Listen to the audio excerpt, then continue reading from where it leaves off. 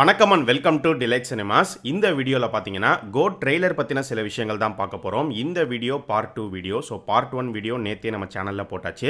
அந்த வீடியோக்கான லிங்க் வந்து இந்த வீடியோடைய டிஸ்கிரிப்ஷன் அண்ட் கமெண்ட் செக்ஷனில் கொடுத்துருக்கேன். பார்க்காதவங்க போய் செக் பண்ணி பாருங்கள். ஸோ நம்ம சேனலுக்கு நீங்கள் புதுசாக இருந்தீங்கன்னா சேனலை சப்ஸ்கிரைப் பண்ணி சப்போர்ட் பண்ணுங்கள். இப்போ வாங்க வீடியோக்குள்ளே போகலாம். இந்த ட்ரெய்லர் கட்டோடைய ஆரம்பத்தில் ஒரு ஷாட்டில் பார்த்தீங்கன்னா டிஏஜிங் பண்ணப்பட்ட அந்த பையன் விஜய் கேரக்டரை யாரோ ஒருத்தர் இன்வெஸ்டிகேட் பண்ணுற மாதிரி என்கொயரி பண்ணுற மாதிரி ஒரு ஷாட் ஒன்று பிளேஸ் பண்ணியிருப்பாங்க. ஒருத்தர் கிரீன் கலர் ஷர்ட் போட்டு உட்காந்துருப்பாரு. அவர் யாரு அப்படின்னு பார்த்தீங்கன்னா பிரபுதேவா. ஏன்னா இதே ட்ரெய்லரில் இன்னொரு ஷாட் ஒன்று வச்சிருப்பாங்க. ஸோ அந்த ஷாட்டில் பார்த்தீங்கன்னா அப்பா விஜய் கேரக்டர் காந்தியும் அவருடைய பையனும் சென்டரில் இருப்பாங்க.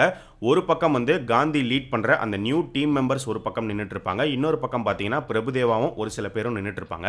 அந்த ஷாட்டில் அப்பா விஜய் கேரக்டர் வந்து கன் எடுத்து பிரபுதேவாவை பாயிண்ட் பண்ணுற மாதிரி தான் காமிச்சிருப்பாங்க. ஷாட் வச்சு பார்க்கும்போது ஒருவேளை பிரபுதேவா வந்து விஜய்க்கு அகைன்ஸ்டாக திரும்புறாரா, அப்படி இல்லைனா விஜய் வந்து அந்த இடத்துல அவருடைய பையனை காப்பாற்றணும் அப்படிங்கிறதுக்காக பிரபுதேவாவை நோக்கி கன்னை பாயிண்ட் பண்ணுறாரா அப்படிங்கிறது தெரியல.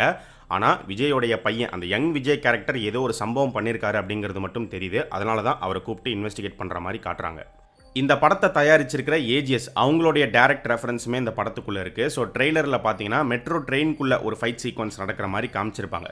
ஸோ அந்த ட்ரெயின்குள்ளே வந்து அங்கங்கே ஏஜிஎஸ் போஸ்டர்ஸ் வந்து பிளேஸ் பண்ணியிருப்பாங்க. கிரிக்கெட் ஸ்டேடியத்தில் ஒரு முக்கியமான சீக்வன்ஸ் நடக்கிற மாதிரி காட்டப்படுது. அதுதான் படத்தோடைய கிளைமேக்ஸாக இருக்கும் அப்படின்னுமே தோணுது. ஸோ அந்த ஒரு சீக்வன்ஸில் பார்த்தீங்கன்னா தளபதி விஜய் வந்து ஒரு பைக் ஓட்டிட்டு வர மாதிரி காட்டப்படுது. ஸோ வெங்கட் பிரபு மாநாடில் எப்படி பண்ணாரோ அதே மாதிரி தான் இங்கேயுமே ஒரு விஷயத்தை பண்ணியிருக்காரு அப்படின்னு நினைக்கிறேன். என்ன அப்படின்னு பார்த்தீங்கன்னா மாநாடு படத்தில் ஏர்போர்ட்டில் வந்து புது பைக்ஸ்லாம் இருக்கிற மாதிரி காமிச்சிருப்பாங்க. அதில் ஒரு பைக்கை எடுத்துகிட்டு எஸ்டிஆர் ஓட்டிட்டு வர மாதிரி வந்து சீன் இருக்கும். ஸோ அதே மாதிரி இங்கே கிரிக்கெட் ஸ்டேடியத்துலையுமே நீங்கள் பார்த்தீங்கன்னா புதுசாக லான்ச் பண்ணியிருக்கிற கார் பைக்கெல்லாம் வந்து பிளேஸ் பண்ணியிருப்பாங்க, அட்வர்டைஸ் பண்ணுவாங்க.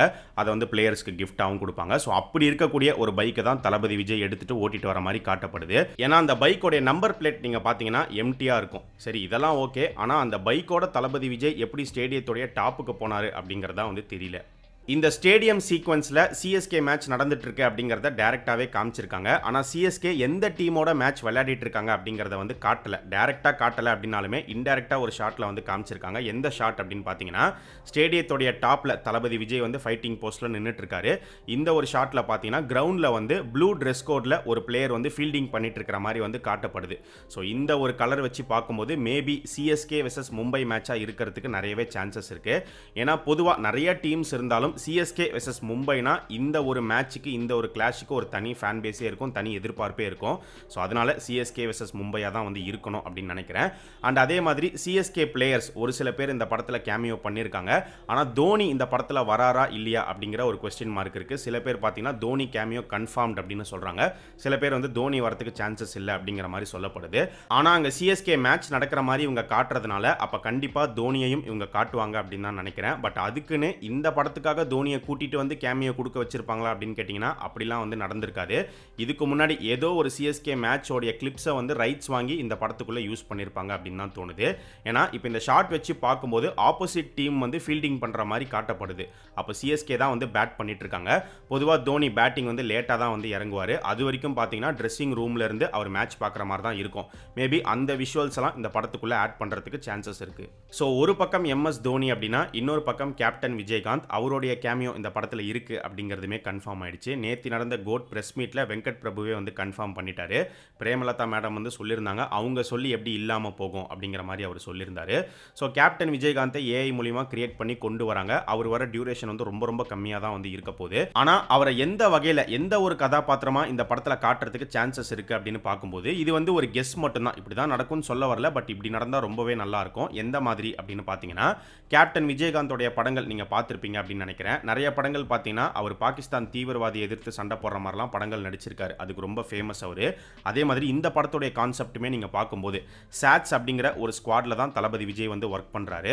ஸோ மேபி இந்த ஸ்குவாடோடைய ஒரு சீனியர் பேட்சை சேர்ந்த ஒரு மெம்பராக கூட கேப்டன் விஜயகாந்தை காட்டுறதுக்கு சான்சஸ் இருக்குது. எப்படி விக்ரம் படத்தில் வந்து ஃபகத் ஃபாசில் உலகநாயகன் இவங்க ரெண்டு பேருமே ஒரே ஸ்குவாடை சேர்ந்தவங்க தான். ஃபகத் ஃபாசில் வந்து பிரசன்ட் பேட்சை சேர்ந்த நபராக இருப்பார். உலகநாயகன் வந்து அவருடைய சீனியர் பேட்சாக வந்து இருப்பார். மேபி அதே மாதிரி இந்த படத்துலையுமே காட்டுறதுக்கு சான்சஸ் இருக்கு. ஸோ இந்த படத்தில் இந்த சாட்ஸ் அப்படிங்கிற இந்த ஸ்குவாடோடைய ஒரு கோட்டா தான் தளபதி விஜய் வந்து சொல்கிறாங்க. மேபி இதுக்கு முன்னாடி இருந்த ஒரு கோட்டா வந்து விஜயகாந்தை காட்டுறதுக்குமே சான்சஸ் இருக்கு. மேபி அவர் வந்து தளபதி விஜய்க்கு ஒரு மென்டாராக கூட இருக்கலாம். அவர் மூலியமாக கூட இந்த ஸ்குவாட்குள்ள தளபதி விஜய் வந்திருக்கலாம். இந்த மாதிரி ஏதாவது ஒரு கனெக்ஷனை கொண்டு வருவாங்க அப்படின்னு நினைக்கிறேன். இந்த படத்தோடைய வில்லன் கேரக்டர் மோகன் எடுத்துக்கிட்டோம் அப்படின்னா அவர் வந்து பெருசாக இவங்க ரிவீல் பண்ணல. அதாவது அவர் யாரு என்ன பண்ணிட்டு இருக்காரு அதெல்லாம் வந்து ரிவீல் பண்ணல. பட் ஒரு ஷாட்ல வந்து அவர் காந்தியை பழி வாங்கணும் அப்படின்னு சொல்ற மாதிரி மட்டும் காட்டப்படுது. ஸோ மேபி ஒருவேளை இந்த ஸ்குவாட் டீம் இவங்களுடைய ஏதோ ஒரு மிஷன்ல வந்து அவர் பாதிப்பு அடைஞ்சிடறாரா, அதனால பழி வாங்கணும் அப்படின்னு நினைக்கிறாரா, அப்படி இல்லைனா ஆரம்பத்திலேருந்தே அவர் வந்து ஒரு ஃபுல் வில்லனா காட்டுறாங்களா அப்படிங்கிறது தெரியல. அண்ட் அதே மாதிரி இந்த ட்ரெய்லர் கட்ல ஒரு சீக்வன்ஸ்ல பார்த்தீங்கன்னா காந்தி கேரக்டர் வந்து இன்னொரு கேரக்டர் கூட பயங்கரமா சண்டை போடுற மாதிரி வந்து காட்டப்படுது. ஆனால் அந்த இன்னொரு கேரக்டர் யாரு அப்படிங்கிறது தெரியல. பட் சோஷியல் மீடியாவில் என்ன பேசிக்கிறாங்க அப்படின்னு பார்த்தீங்கன்னா அந்த இன்னொரு கேரக்டர் வந்து தளபதி விஜயோடைய பையனாக தான் வந்து இருக்கணும் அப்படிங்கிற மாதிரி சொல்லிட்டு இருக்காங்க. ஏன்னா இந்த ட்ரெய்லர் கட்டில் வந்து 2 யங் விஜயை வந்து காமிச்சிருக்காங்க. ஒரு விஜய் கேரக்டர் வந்து பயங்கரமாக டிஏஜிங் பண்ணி காமிச்சிருக்காங்க. ஸோ இந்த ஒரு கேரக்டர் தளபதி விஜயோடைய 2வது பையனாக இருக்கலாம் அப்படிங்கிற மாதிரி நேத்தி போட்டிருந்த பார்ட் 1 வீடியோவில் வந்து நம்ம சொல்லியிருந்தோம். இதுவுமே வந்து கெஸ் மட்டும்தான். பட் இப்போ சோஷியல் மீடியாவில் இந்த ஒரு கேரக்டர் தான் அப்பாவுக்கு அகெயின்ஸ்டாக ஒர்க் பண்ணுற மாதிரி இருக்கலாம் அப்படிங்கிற மாதிரி டாக் வந்து போயிட்டு இருக்கு. ஸோ அந்த வகையில் இந்த படத்தில் தளபதி விஜய்க்கு 2 பசங்க இருக்காங்க அப்படின்னா மேபி அதில் ஒரு பையன் வந்து அப்பாவை சேவ் பண்ணுற மாதிரி வந்து இருக்கலாம். அப்பா கூட ஒர்க் பண்ணுற மாதிரி அவரை ப்ரொடெக்ட் பண்ணுற மாதிரி இருக்கலாம். இன்னொரு பையன் கேரக்டர் வந்து அப்பாவுக்கு அகெயின்ஸ்டாகவே வேலை செய்கிற மாதிரி இருக்கலாம். தமிழ் ட்ரெய்லர் கட்டோடைய எண்டிங்க்கும் தெலுங்கு ஹிந்தி ட்ரெய்லர் கட்டோடைய எண்டிங்க்குமே வந்து டிஃபரன்ஸ் இருக்குது. ஸோ தமிழ் ட்ரெய்லரோட எண்டிங் பார்த்தீங்கன்னா கில்லி ரெஃபரன்ஸ் இருக்கக்கூடிய சீன் வச்சு முடிச்சிருப்பாங்க. ஆனால் தெலுங்கு ஹிந்தி ட்ரெய்லர் கட்டோட எண்டிங் போய் பார்த்தீங்கன்னா மிஷன் இம்பாசிபிள் ரெஃபரன்ஸ் இருக்கக்கூடிய சீன் வந்து பிளேஸ் பண்ணியிருப்பாங்க. ஸோ தளபதி விஜய் கோட் சூட் போட்டிருப்பாரு. அவர் பார்த்தீங்கன்னா அந்த மிஷன் இம்பாசிபிள் டியூன் பிஜிஎம் வந்து ஹம் பண்ணிட்டு போகிற மாதிரி காமிச்சிருப்பாங்க. ஸோ எதனால இந்த டிஃபரன்ஸ் அப்படின்னு பார்க்கும்போது வெங்கட் பிரபு என்ன சொல்லியிருந்தார் அப்படின்னா நமக்கு வந்து மிஷன் இம்பாசிபிள் தெரியும், பட் அதை விட கில்லி தான் வந்து பயங்கர ஃபெமிலியர். ஸோ அதனால தான் தமிழ் ட்ரெய்லரோடைய எண்டிங்ல வந்து கில்லி ரெஃபரன்ஸ் பிளேஸ் பண்ணோம். தெலுங்கு ஹிந்தில வந்து பார்த்தீங்கன்னா கில்லி அந்த அளவுக்கு ஃபெமிலியர் கிடையாது. ஸோ அதனால தான் மிஷன் இம்பாசிபிள் ரெஃபரன்ஸ் இருக்கக்கூடிய அந்த சீனை வந்து பிளேஸ் பண்ணோம் அப்படிங்கிற மாதிரி வெங்கட் பிரபு சொல்லியிருந்தாரு. தமிழ் சினிமாவில் இதுவரைக்கும் காந்திங்கிற பெயர் வைக்கப்பட்ட ஹீரோ கதாபாத்திரங்கள் எடுத்துக்கிட்டோம் அப்படின்னா சதுரங்க வேட்டை படத்தில் நட்டியோடைய பேர் வந்து காந்தி பாபு, ஆண்டவன் கட்டை படத்தில் விஜய் சேதுபதியுடைய பேர் வந்து காந்தி ஆறுமுகம், மகான் படத்தில் சியான் விக்ரமுடைய பேர் வந்து காந்தி மகான். அந்த வரிசையில் இப்போ இந்த கோட் படத்தில் தளபதி விஜயோடைய பேர் வந்து காந்தி அப்படிங்கிற மாதிரி சொல்லியிருக்காங்க.